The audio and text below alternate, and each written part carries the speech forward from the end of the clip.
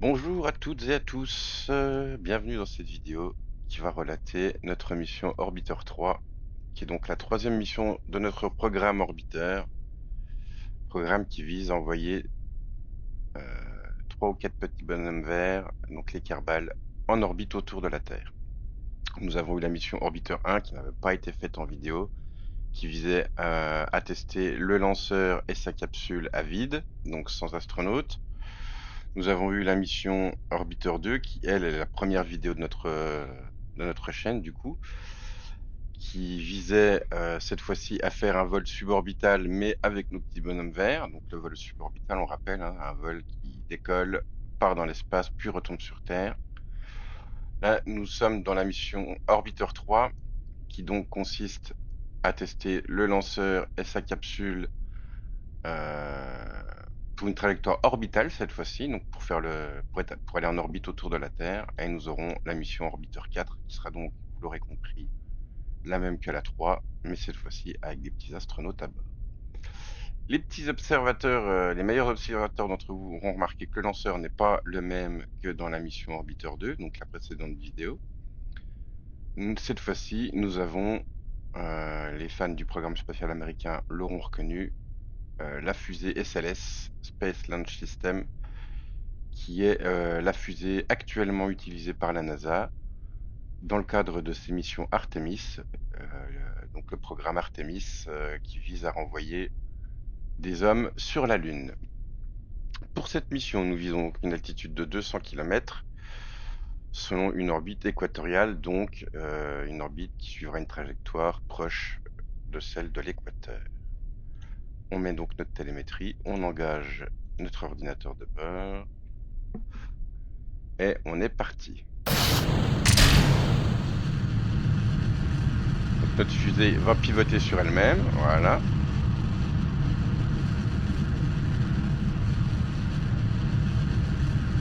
Alors vous l'aurez remarqué, hein, contrairement à la précédente fusée, on a 2 boosters en plus, qui sont des boosters qui utilisent un carburant solide, une espèce de poudre.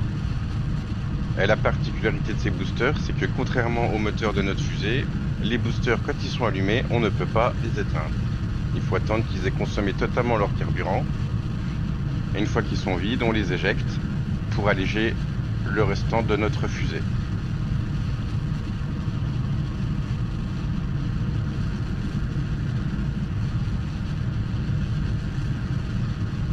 Notre fusée commence tout doucement à s'incliner.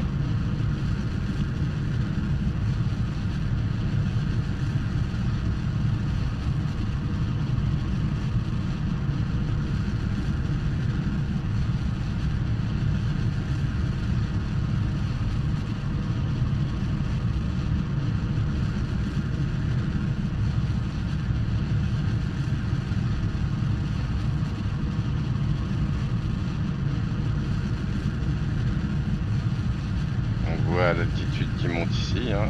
Notre repère par rapport à l'atmosphère est le vide de l'espace. Le carburant dans nos 2 boosters et le carburant dans la fusée.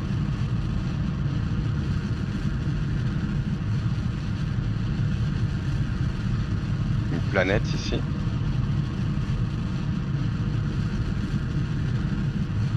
Vénus. Une autre ici. On surveille nos 2 boosters qui sont bientôt vides, donc on va, comme je disais précédemment, les éjecter pour alléger notre fusée.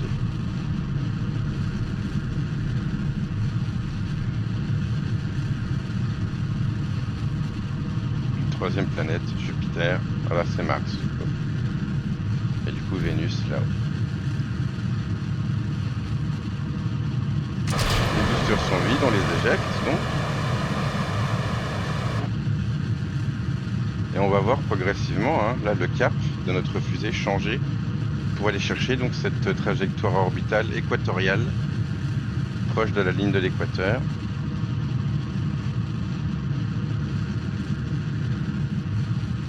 On va chercher les 200 km qu'on veut.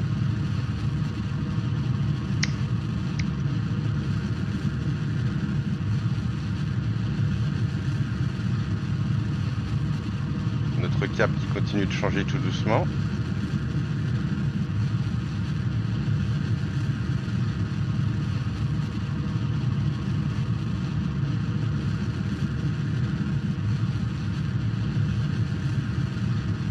Là, nous sommes plus exposés à l'atmosphère, donc on peut enlever les protections et éjecter notre tour de sauvetage pour alléger à nouveau la fusée. Alors, on refera une vidéo hein, sur le rôle de la tour de sauvetage, ce qui nous met à jour donc notre capsule et son module de service.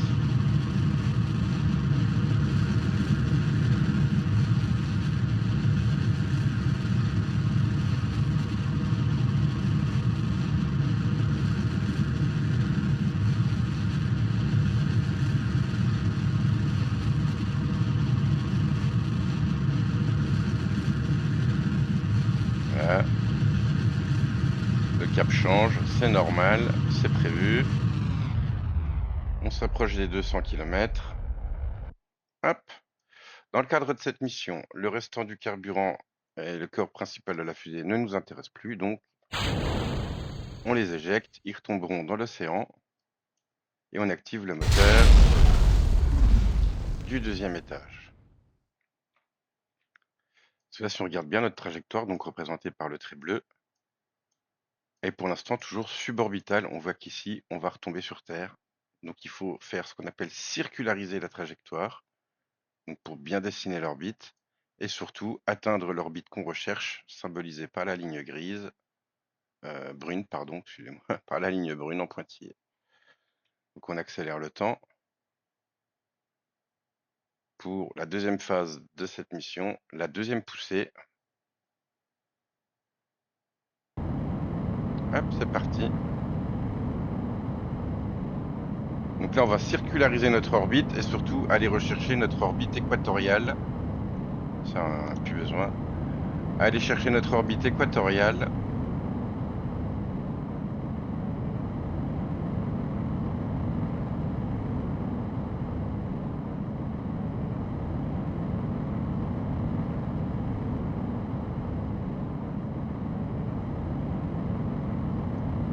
Là, vous reconnaîtrez l'Afrique, le petit détroit de Gibraltar, qui est situé donc entre l'Afrique et l'Espagne, qui est ici, avec le Portugal.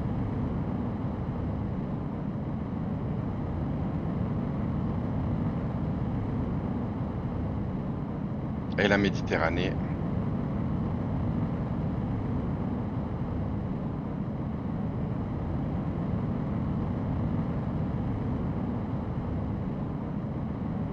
Ici, on distingue la Sardaigne et ici la Corse.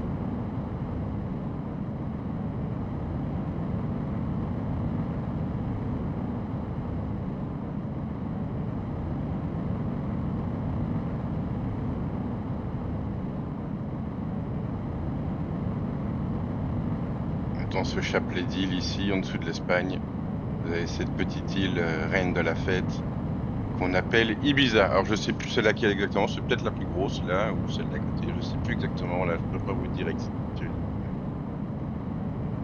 Mais c'est ici, c'est probablement celle-là.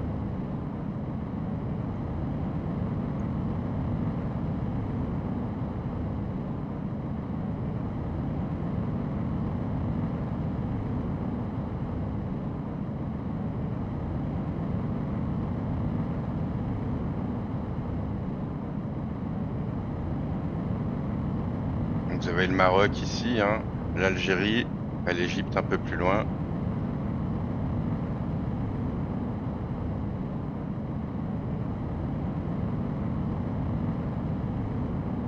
Donc on continue notre poussée.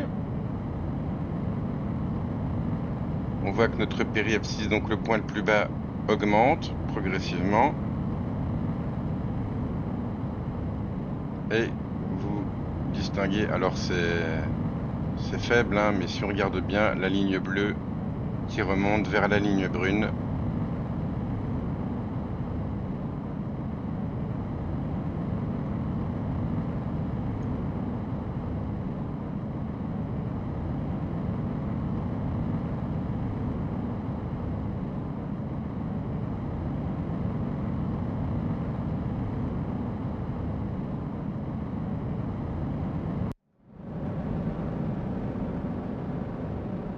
Il nous reste 2 minutes 33 de poussée.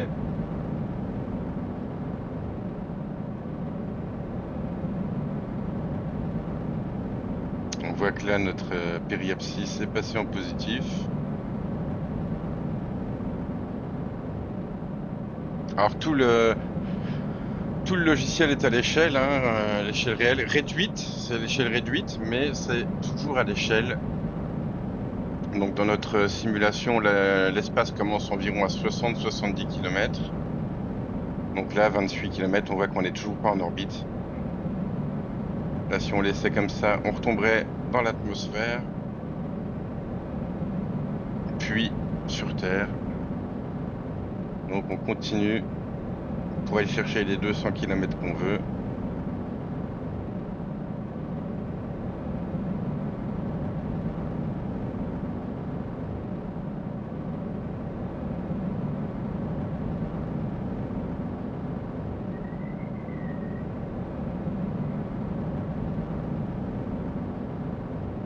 Donc là, maintenant, techniquement, on peut considérer qu'on est en orbite.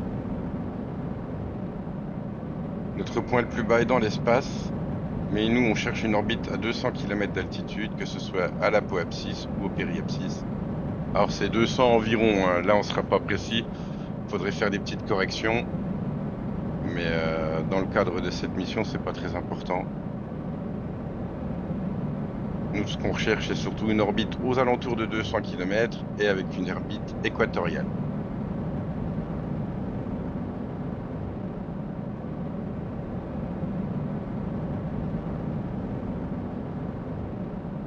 Vous avez la Méditerranée ici, hein, du coup.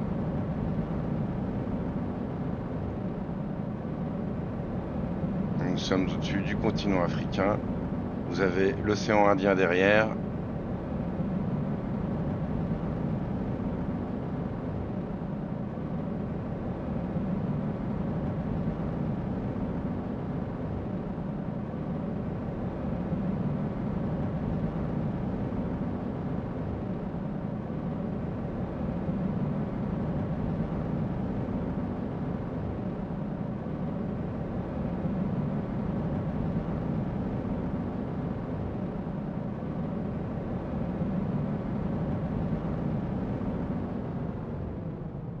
On s'approche des 200 km. Donc ce sera un petit peu moins, je pense, puisque là on a dépassé. Coupure des moteurs. Et donc si on regarde, on a bien une orbite équatoriale. Et si on regarde le tracé bleu, on est bien en orbite. On fait le tour de la Terre. Alors qu'est-ce que c'est l'orbite, hein? C'est une chute libre perpétuelle, provoquée donc par l'attraction de la Terre qui nous attire. Et notre vitesse fait qu'on ne retombe jamais. Voilà, on appelle ça une orbite. On va remettre notre vaisseau dans le sens de la marche. Et surtout, le plus important, vous remarquerez que l'électricité ici, bah, c'est pas illimité, hein, c'est comme le carburant. On est à 540 unités sur 590. Donc, pour recharger nos batteries, on va déployer nos panneaux solaires qui rechargeront nos batteries à chaque fois qu'on passera du côté du soleil, qui est, selon les panneaux solaires, quelque part par là-bas. Je le vois pas. Il est là-haut, voilà, c'est ça. On va remettre notre fusée dans le sens de la marche, dans le sens prograde, et on va activer des petites fusées, des petits propulseurs. Vous voyez ici, là, qu'on appelle DRCS. C'est pareil, ça fera l'objet d'une autre vidéo.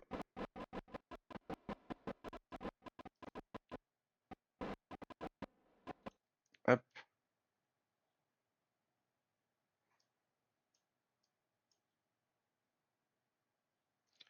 Donc là, si on regarde bien, je vais accélérer le temps.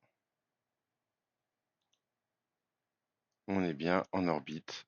On fait le tour de la Terre.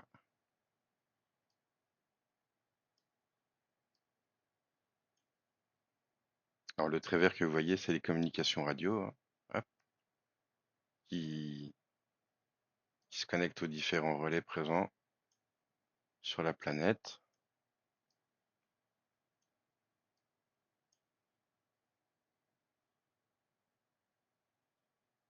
Mais notre capsule fait bien le tour de la Terre.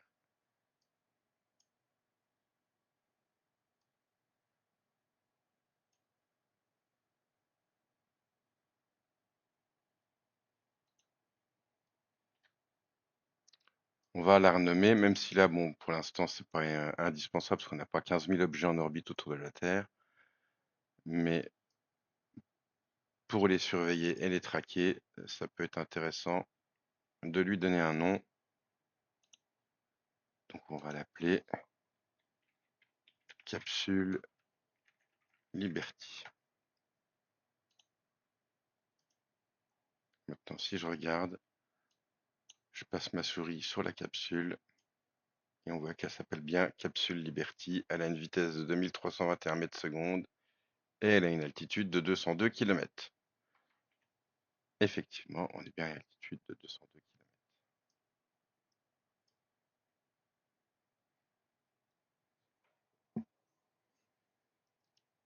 Donc on pourrait considérer que notre capsule et notre fusée fonctionnent bien. Mais pour considérer la mission finie, bah c'est bien, on est parti, on est en orbite autour de la Terre, imaginons qu'il y ait nos Kerbal dedans. Bah, il faut bien redescendre un jour. Là, vous voyez qu'on passe au-dessus de l'Amérique centrale. Vous avez l'Amérique du Nord ici, l'Amérique centrale et l'Amérique du Sud ici.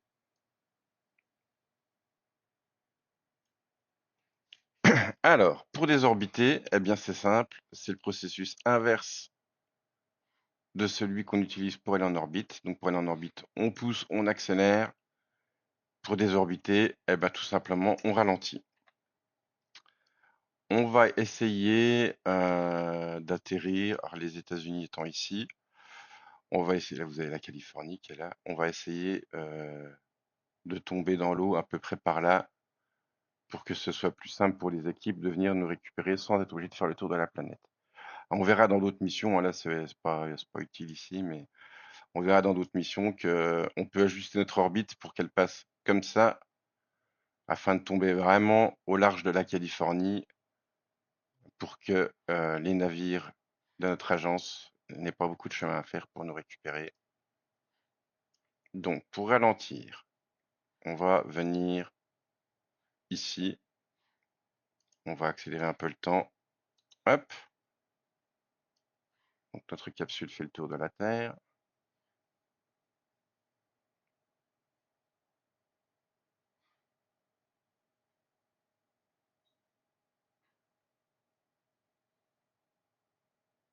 Et pour ralentir, eh ben, c'est pas compliqué. On se met dans le sens opposé de celui de la marche. Donc, on se met en mode rétrograde.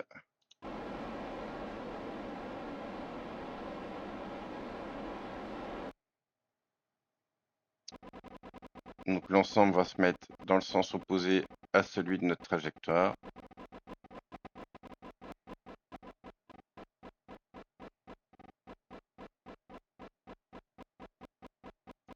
Hop. Allez, ce magnifique lever de soleil.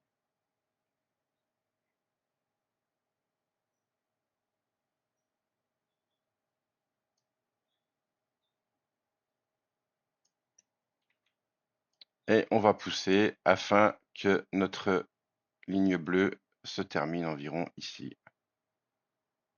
Donc c'est parti, on pousse. Et on voit qu'immédiatement, le point opposé diminue son altitude.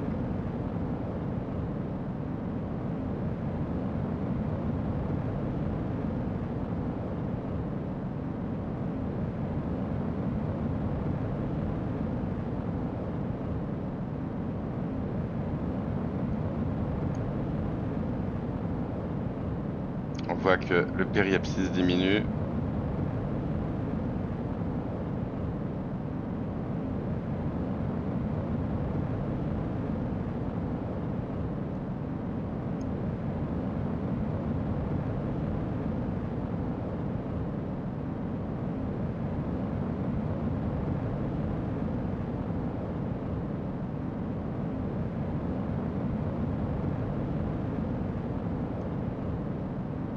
On voit qu'on n'est plus sur une trajectoire orbitale.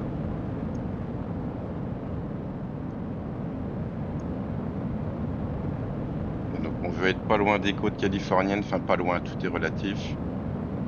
Donc on va essayer d'amérir à peu près, disons,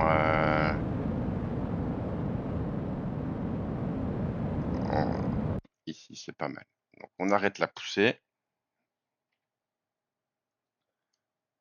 Alors évidemment, on va pas amérir avec l'ensemble parce que ce serait trop lourd.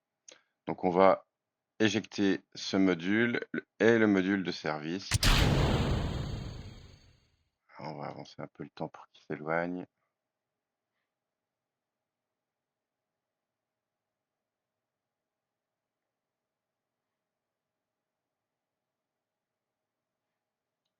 On va éjecter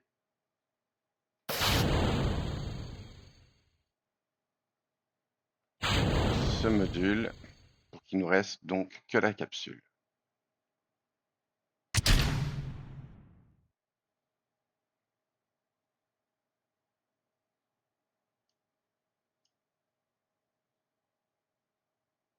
Bon là, je l'ai pas forcément fait dans les règles de l'art, hein. Les deux là vont probablement se taper dedans.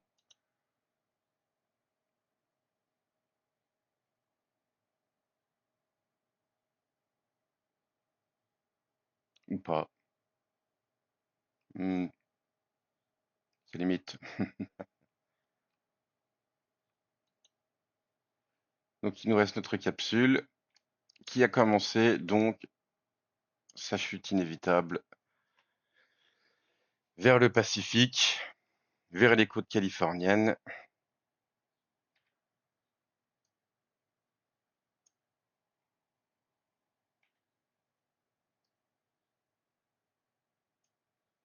Et donc ces deux parties-là, hein, qui vont suivre principalement la même trajectoire que la nôtre.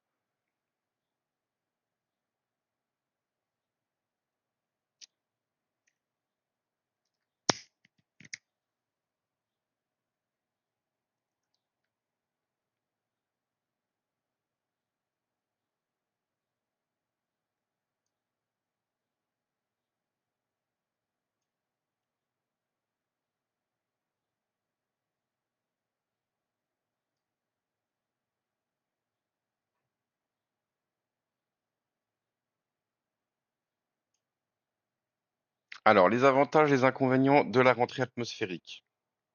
Avantage, c'est un frein très puissant et surtout gratuit, qui ne nécessite pas de carburant pour ralentir. Inconvénient, bien, toute cette vitesse qui diminue, il faut bien qu'elle se transforme en quelque chose, et du coup, elle se transforme en chaleur qui va venir se concentrer ici au niveau du bouclier thermique. C'est pour ça qu'on rentre dans cette position, c'est pour exposer notre bouclier thermique directement face à l'atmosphère, parce que lui, il est conçu pour résister à des très hautes températures. Si on rentrait dans l'autre sens, par exemple, on est quasi sûr que la capsule exploserait lors de sa rentrée atmosphérique.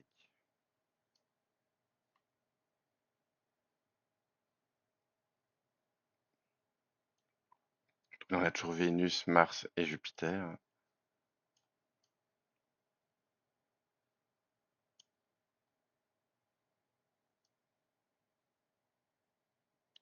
On va regarder comme ça, mais vous allez voir qu'aux alentours de 60 km, 70, 60 km, ça va commencer à rougir.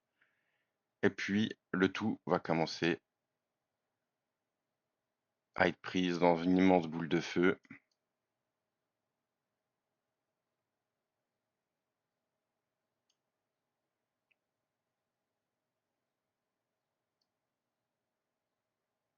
Je sais pas si on va bien le voir là comme ça, mais donc là on descend, hein, on continue de descendre, 94 km.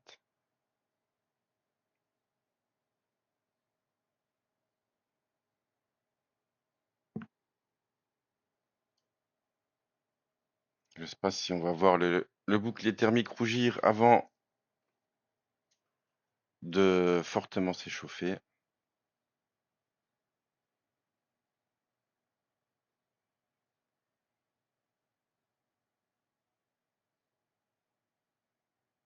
Je regarde bien, ça devrait pas tarder à se produire. 75 km.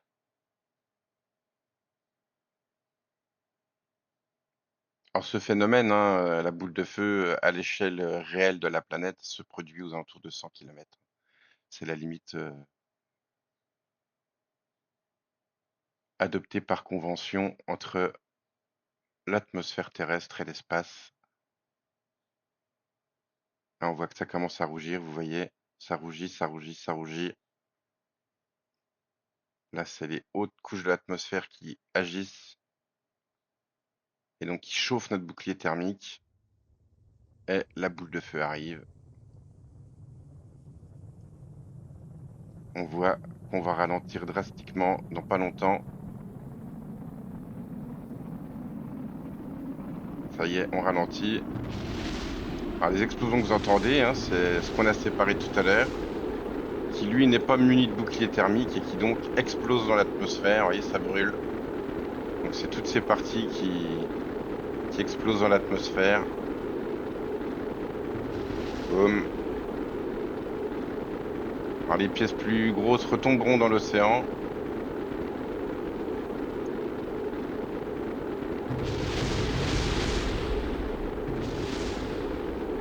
Donc ça, c'est toutes des pièces hein, du deuxième étage qui se consument. Là, pareil ici.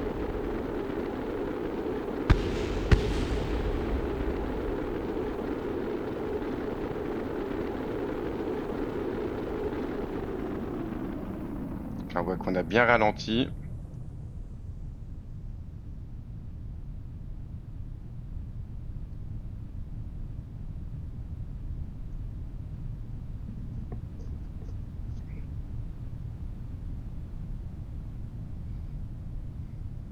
Ici, on voit qu'on continue de tomber tout en continuant d'avancer un peu. Et quand le marqueur jaune sera ici, on sera en chute à la verticale.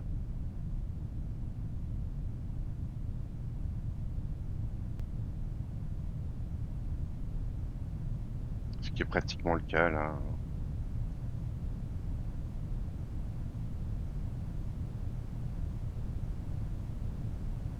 Donc le Pacifique en dessous de nous. On va ouvrir les premiers parachutes. Donc ces parachutes servent essentiellement à nous faire perdre de la vitesse.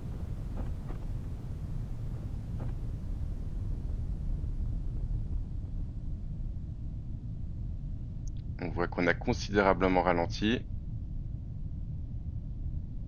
On est pratiquement en chute à la verticale.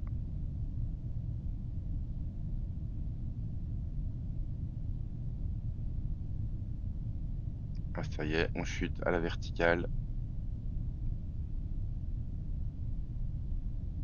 Et on va ouvrir d'autres parachutes qui eux, vont finir d'amener cette vitesse à une vitesse acceptable pour impacter l'océan. On va attendre qu'il s'ouvre complètement. Voilà, et vous voyez que notre vitesse continue de se réduire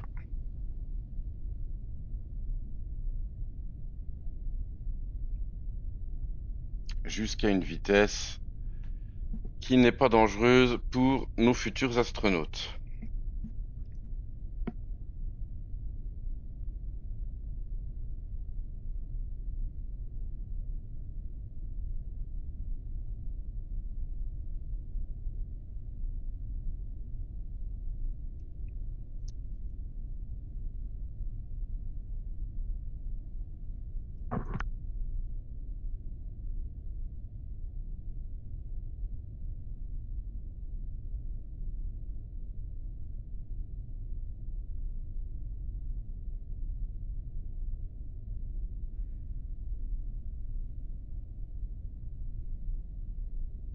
Bientôt 700 mètres d'altitude.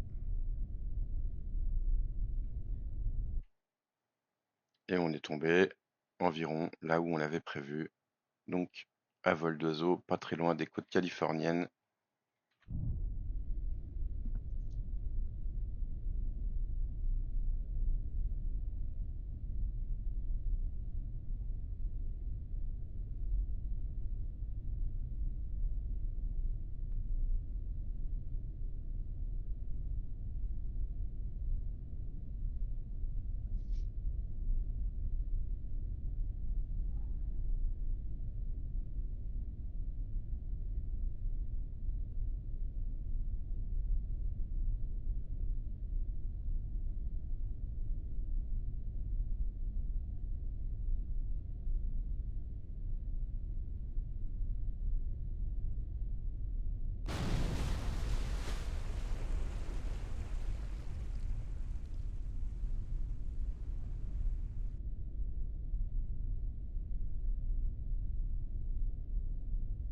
Alors le plouf que vous avez entendu, c'est probablement le reste de notre deuxième étage, donc sûrement une grosse pièce qui n'a pas brûlé complètement dans l'atmosphère et qui a fait plouf.